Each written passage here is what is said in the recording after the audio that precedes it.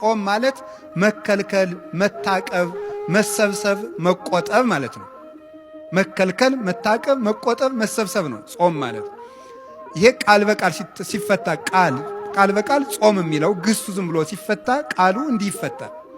መንፈሳዊ ትርጉም ሲሆን ደግሞ ከኃጢአት ከምግብ በታወቀ ጊዜ በጊዜ ውቅ በታወቀ በተለካ በተሰፈረ ጊዜ ከመብልና ከኃጢአት መከልከል ጾም ይባላል።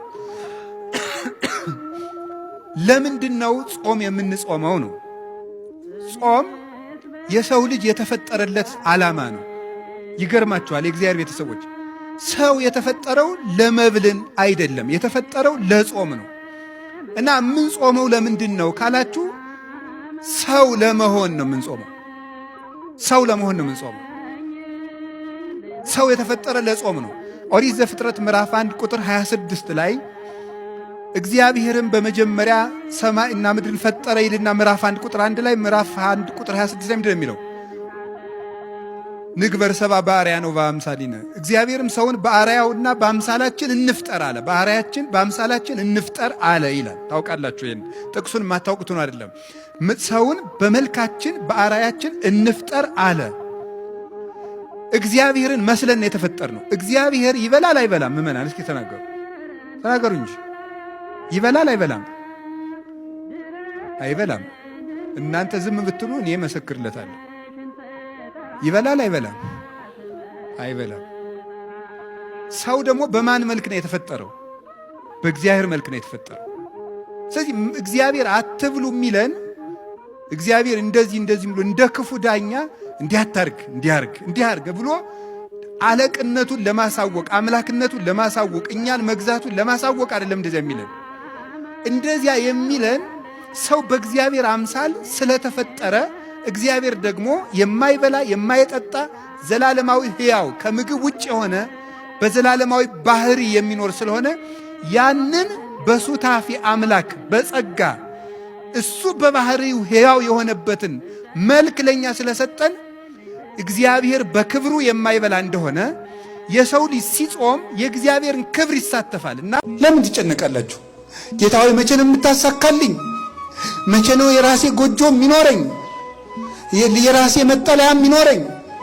አከራዮቼ እኮ ጨቅጭቀው ገደሉኝ። አንዱ የሚበላው አጥቶ አስፋልት ላይ ያድራል፣ ረሃብ መሮታል። አንተ ደግሞ ለቤት ኪራይ የምከፍለው እያለ የአከራይዋ ጠባይ ነው የመረረ። ወይ ጥጋብ! ይሄ እንደው እናቱ የሞተችበትና ገበያ ሄደችበት እኩል ያለቅሳል። እውነት ነው። አከራይ የሚጨቀጭቅ ይመስለኛል። አልፎ አልፎ አከራይ ይጨቀጭቃሉ። ደሞዝ እያጣሩ ይጨምራሉ፣ ሲወደድ ይጨምራሉ። እነሱ ያለ ቤት የተፈጠሩ አይመስሉም። እንደው ከእናታቸው ማህፀን ሲወጡ እንደው አንድ ቪላ እያያዙ የተወለዱ ነው የሚመስሉት ሲጨክኑ ማለት ውጡ ሲሉ። እናንተም ተው፣ በሕግ አምላክ ታረሙ፣ በመምህር አምላክ ቤት እግዚአብሔር ነው። ሰው ድሃ አታሰቃዩ። እውነቴን ነው። ተዛዝነን ዘመኑን እንለፈው። በወንድሙ የሚጨክን ለሱም ጨካኝ ሰው ይጥልበታል። ርኅሩህ ሁኑ፣ ድሃ አትግፉ። ክርስቶስን ፍለጋ እዚህ እንደተሰበሰባችሁ አውቃለሁ። መቅደሱ ውስጥ ቁጭ ብሎ የሚጠብቅ እንደ ንጉሥ ቁጭ ብሎ የሚጠብቅ አይደለም። አስፋልት ላይ ያለው ድሃ ክርስቶስ ነው። ጦም የሚያድረው ወንድማችን ክርስቶስ ነው። እኛ ሁለት አይነት ምግብ በልተን ሶስተኛው በመጉደሉ እያጉረመረምን ጥሬ አጥቶ የሚያድር ድሃ ጎረቤታችን አለ። ያ ክርስቶስ ነው። ታስታውሳላችሁ? እንግዳውኝ ብመጣ አልተቀበላችሁኝም፣ ተርቤ አላበላችሁኝም፣ ተጠምቼ አልጠጣችሁኝም አለ። መቼ ርቦህ ነው ያላበላን ሲሉት ለባልንጀራችሁ ካላደረጋችሁ ለእኔ አላደረጋችሁም ነው ያለው። መረጋጋትና ከራስ ጋር መሆን። ራሳችንን እናዳምጥ። እውነቴን ነው። ቁጭ ብለን እናዳምጥ። እንዲያው ምን እንደሆነ አንዳንድ ጊዜ እንደው ከሰው ተለይቶ ራሱ እንኳን አንድ ቀን ራሱ ቁጭ ማለት ብቻ ነው። ዝም ብሎ ቁጭ ማለት ዝም ብሎ እኮ ነው። ምንም ሳትጸልዩም ቢሆን እውነቴን አንድ አቡነ ዘበሰማያት ጧት አድርሳችሁ ቁጭ ብላችሁ ዝም ብላችሁ አስቡ እስኪ። ቆይ እኔ ማን ነኝ? ስሜ ማን ነው? እኔ ምንድን ነኝ? ሰው። እኔ ምንድን ነኝ? ክርስቲያን። አሁን ምን እያረኩ ነው? እንደዚህ። ትናንትና ምን እያረኩ ነበር? እንደዚህ። እንደዚህ ሊሆን የቻልኩት በምን ምክንያት? እንደዚህ የደረሰባቸው አባቶችና እናቶች እንዴት ብለው አለፉት? እንደዚህ አድርገው። አሁን እኔ ማድረግ ያለብኝ እንዴት ነው? እንደዚህ። ይሄን ሳደርግ ለወደፊት የሚገጥመኝ እንቅፋት ምንድነው? እንደዚህ። ለዚያም መወስደው መፍትሄ ምንድነው? እንደዚህ ብሎ ማሰብ ይፈልጋል። አሁን እኮ ማሰብ የለም፣ የሚያስብ እኮ ሰው የለም። ይቅርታ ስለጠቀለልኩ ግን ስለማናስብም ጭምር ሰይጣን ምንድነው የሚያደርገን ካላችሁ እንዳናስብ ነው የሚያደርገን። ቁጭ ብለን እንድናስብ አያደርግም። የፈለገ ቢሆን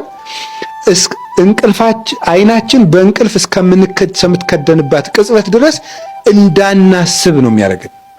እንዳናስብ እያደረገ መተኛት፣ ከዛ ሳናስብ አድረን መነሳት፣ ሳናስብ ወጥተን መሄድ፣ ሳናስብ ውለን መግባት፣ ሳናስብ አምሽተን መተኛት፣ በቃ